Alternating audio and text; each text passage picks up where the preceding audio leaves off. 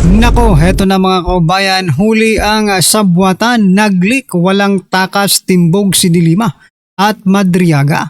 Basag ang script ni Luestro, kamera napahiya. Nako po, yan ang ating alamin mga kaubayan sa video ito. Pero bago po natin simulan yan, palike naman po ng video ito, malaking tulong po yan. Maraming salamat po at eto nga.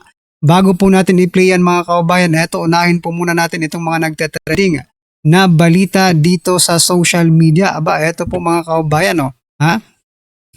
Sabi po kasi dito sa post mga kaubayan, hawak mo ang script. Ayan, si Madriaga mga kaubayan, hawak po ang script, ha? Binabasa ng maigi at syempre may paiyak-iyak pa yan mga kaubayan. Ano po ang inyong masasabi dyan? Syempre gusto ko lang pong i-share yan mga kaubayan. Kaya pala ang galing ni Madriaga mga kaubayan, no? Ha? Kaya pala ang galing-galing ni Madriaga magsalita, mag-deliver, no, ng kanyang mga sasabihin kasi eto pala 'yon. May script pala, itong si Madriaga mga kaubayan. Ito pong naging komento ng ating mga kaubayan patungkol diyan. Nako po, sabi po dito ni Ramil, katukayo pa, ha? Iyakan ang mga trolls at didiles. Nako, bakit naman kami iyak? Kayo nga ang umiyak. Di ba? Etong si Madriaga po ang umiyak mga kaubayan, hindi po mga didiles ang umiyak, no? Sabi po dito ni Alvin, ayos lang yan, at least umattend sa hearing. Nakakapanghinayang nga lang, walang bloodbath, ha. Sabi pa po dito ni Del Rosario, ang galing sabi po, ang galing manahin nyo ang Boburns, ingat kayo. Aangat pa naman kayo. Aangat pa naman kayo, sabi po ni Del Rosario, Joji. Sabi naman po dito ni Baby, dapat lang affidavit niya yan. Sino hahawak? Si Sara? Ayan ang daming tagapagtanggol dito ni Madriaga. Hanggang ngayon, nagbubulag-bulagan pa rin. Sabi po dito ni Leo, expected na yan lahat, i-discredit, makalusot lang, gagawa sila ng mga katarantaduhan kapag nabuking ituturo ang gobyerno. Kalanan pa ng gobyerno ngayon ang mahuli ang kawatan. Nako po. Kaya pinapabayaan na lang ni Digong ang bakit nasali po dito si Tatay Digong mga kaubayan? Ang mga nakikita niyang korupsyon noon, ayaw niyang masira pangalan niya. Kasama si Belheka, pareho silang inutil. Inutil nga ba o parehong kasabwat? Ngayon gusto pa ni Robin gawing hero. At teting talaga. Aba talaga mga kaubayan. Talagang hero naman sa amin. Para sa atin po mga kaubayan, hero naman po talaga itong si former President Duterte. No? Sa inyo lang. Kayo lang ang hindi hindi tuturing na hero si former President Duterte. Eto, yung hero ninyo, yan ba ang hero ninyo? Aray ko po. Sa sobrang iyak.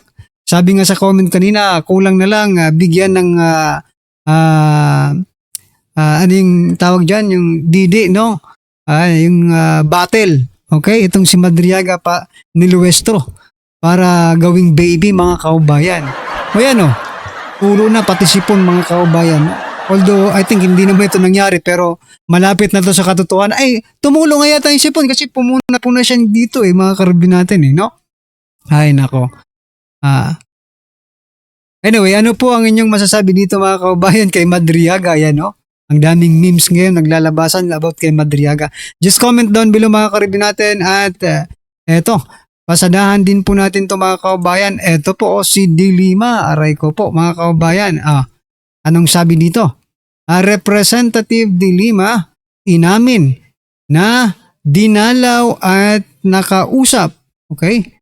Nakausap si Ramil Madriaga ng ilang oras. Aba, umamin pala itong si Dilima mga kaubayan. Eto, pakinggan po natin si Dilima. Eto po ang pag-amin ni Dilima mga kaubayan. Pasok. So I decided to go and see him. And it happened in December 8, 2025. Duly recorded in the BJMP facility. So I talked to him. He was accompanied then, or the lawyer, Attorney Palad, was also. Ang tanong dyan mga kaubayan, anong ginawa mo doon? Bakit mo siya binisita? Sino ka ba para bumisita kay Ramil Madriaga? ano ka para kay Ramil Madriaga, 'di ba? Ang dami nating tanong kay Dilima, no? Ha? Ano yung purpose niya? Ano ang relasyon niya kay Madriaga? Bakit siya bumisita kay Madriaga? 'Di ba? O ito, baka masagot dito mga kababayan. there. Ang pakay ko po ay para lang alamin yung laman ng kanyang affidavit. O bakit naman kailangan mo pang alamin? 'Di ba? Bakit kailangan dapat alam ni Dilima, ha? Bakit kailangan dapat alam ni Dilima yung affidavit ni Madriaga, mga kababayan?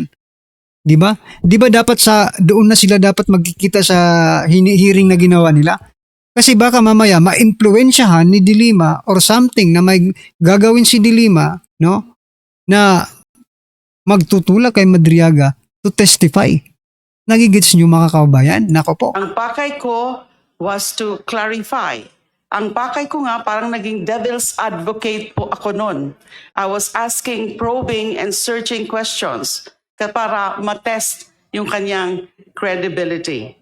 Now, wala po ako Para daw matest ang credibility, mga kababayan. Ikaw nga wala kang credibility.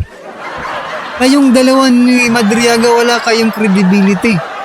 How come you want to test the credibility of Madriaga na ikaw nga wala kang credibility? Nako po, anong nangyayari dito, ha? dinagdag sa affidavit na to. Wala naman po kaming sinabing may dinagdag ka. No? Parang ngayon ikaw pang umaamin na may dinagdag ka nga talaga. Diba? Ay nako, huli na. Wala po akong binago sa affidavit na to. Wala po akong dinikta kay Mr. Madriaga tungkol sa affidavit na to. Ang ginawa ko lang po, nung December 8, tandang-tanda ko po kasi holiday po yan, Immaculate Conception. For 2 hours, I was there at the BJMP.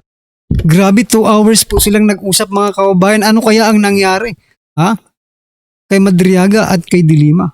Baka kinain po yung saba, ha? Baka may baon ka bang saba? Baka may baon siyang saba, mga kababayan. Nagtatanong lang po tayo, mga kababayan, kasi mahilig ito sa saba, mga karibin natin, okay? Facility, as I said, duly recorded, merong CCTV. So that's all that I did. And that was the singular visit that I made to Mr. Madriaga. Hindi na po nasundan yan. So that was the first and last visit that I made to Mr. Madriaga on account of this affidavit. So ito mga kababayan, nasa rules din po ba ng House of Representatives, especially dito po sa Committee on Justice, na pwede nilang bisitahin si Madriaga, questionin si Madriaga prior to the hearing na ginagawa nila, mini hearing na ginagawa nila? Ha? Baka kasi hindi na maging patas si Madriaga, di ba? Gaya ng nangyari nga, expected. No? Hindi na, wala na mga kababayan. No? Anong meron at bakit binisita ni Dilima? Nako, nagtatanong lang po tayo, mga kababayan. O so yan, mga karibin natin, ano po ang inyong masasabi dyan? Just comment down below. At eto, pasadahan na po natin yung video, mga kababayan. Pasok. Ito ang balita ngayon. Trending at pinag-uusapan ngayon sa mundo ng social media. Ang di umano'y balita, sadyang tunay talaga na walang lihim ang hindi mabubunyag at walang baho ang hindi aalingasaw. Kapapasok lang na balita sa ikinasang pagdinig ngayong araw ng Kamara sa pangunguna ng chairman ng House Committee on Justice, Chairperson na si Gerby Luistro, ay tila huli mismo sa sariling bibig ni Laila Dilima at tila umamin na di umano'y gumapang pala ito sa kulungan o binisita at kinausap ang kontrobersyal na bagman-umano ni Vice President Sara Duterte sa kulungan bago ang ikinasa ngayong impeachment proceedings laban kay Vice President Sara Duterte sa Kongreso. Di umano'y script ni Laila Dilima at bagman na si Ramil Madriaga, tila booking na booking at di nakaligtas sa mata ng taong bayan. Pero bago ang lahat, kung bago ka pa lamang sa aming channel, please huwag kalimutang mag-like, subscribe at i-click ang notification bell para mas maging updated ka pa lalo sa lahat pa ng bagong video na i-upload namin. At eto na nga mga kababayan, tila pansin nga ng ilan sa ating mga kababayan na huli mismo sa sariling bibig ni Leila de Lima ang tila pag-amin nito na tila gumapang at binisita sa kulungan ang kontrobersyal na di umano'y bagman ni Vice President Sara Duterte. Bago pa man ang ikinasa ngayong impeachment proceeding ng Kongreso laban kay Vice President Sara Duterte. Sabay-sabay nating panuuri ng full video. Mr. Madriaga, kindly stand up. Can you please raise your right hand? Do you swear to tell the truth, the whole truth, and nothing but the truth before this committee? Thank you.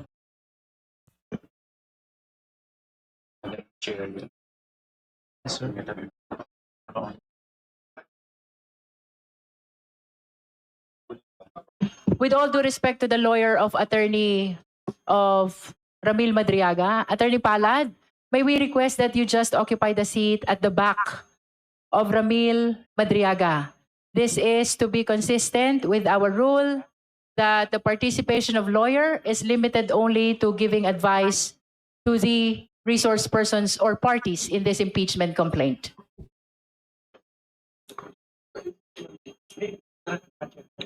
Please provide a chair at the back of Madriaga for Attorney Palad. The oath has been administered to Ramil Madriaga. Now we recognize the Honorable Terry Ridon to continue with his...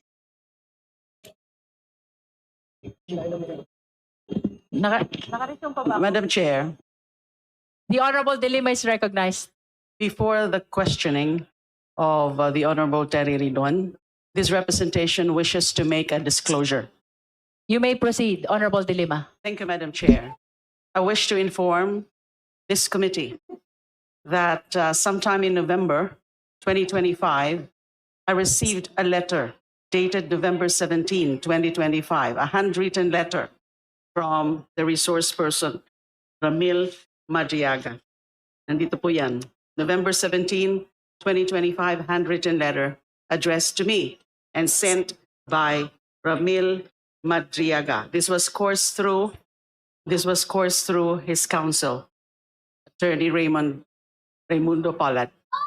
Now, when I received this, because the letter here says about his being unjustly accused and detained, and said that it is because he helped a group of farmers in Mariveles. May tinulungan daw po siyang grupo ng mga farmers ng Mariveles, ng mga biktima ng land grabbing. At tinuturo po niya si former spokesperson Harry Roque na nasa likod nito. At sabi niya, kahit yung una niyang kaso ng kidnapping, kasi dati na po siyang kinasuhan in 1997 ng kidnapping, ay na-convict siya sa trial court pero na-acquit siya sa Supreme Court on appeal or on review. So humihingi po siya ng tulong sa akin dito sa sulat na ito, which is handwritten. Sinabi rin po sa akin ni Attorney Palad na nung time na yon, I think it was later part of November or a few days after November 17, I don't exactly remember the time or the exact day, ay meron daw pong gagawin o ginagawa na sworn affidavit si Mr. Madriaga tungkol sa mga nalalaman niya tungkol kay VP Sara and also sa pamilya ng Duterte. Of course, I was curious, but I told Attorney Palad na gusto ko na munang makita yung sworn affidavit na yan tungkol sa sinasabing marami siyang alam tungkol sa kay VP Sara at ng pamilya Duterte. So true enough, I received this, an affidavit, a copy of the affidavit. And I didn't realize that this affidavit which I received then is also an original copy. I just realized it a few days ago when I was reviewing this. I was given binigyan ho pala ako ng original copy ng affidavit. This was executed November 29, 2025, the contents of which are exactly the same as those attached as Annex A ng Sabalia et al. And Cabrera complaint. And then, lumabas na rin po ito sa social media after November 27. So naging lalo po akong curious and interested. So I decided to go and see him. And it happened in December 8, 2025, duly recorded in the BJMP facility. So I talked to him. He was accompanied then, or the lawyer, Attorney Palad, was also there. Ang pakay ko po ay para lang alamin yung laman ng kanyang affidavit. Ang pakay ko was to clarify. Ang pakay ko nga parang naging devil's advocate po ako noon. I was asking probing and searching questions para matest yung kanyang credibility. Now, wala po akong dinagdag sa affidavit na to. Wala po akong binago sa affidavit na to. Wala po akong dinikta kay Mr. sa affidavit na to. Wala po akong Because it's found by Sara herself.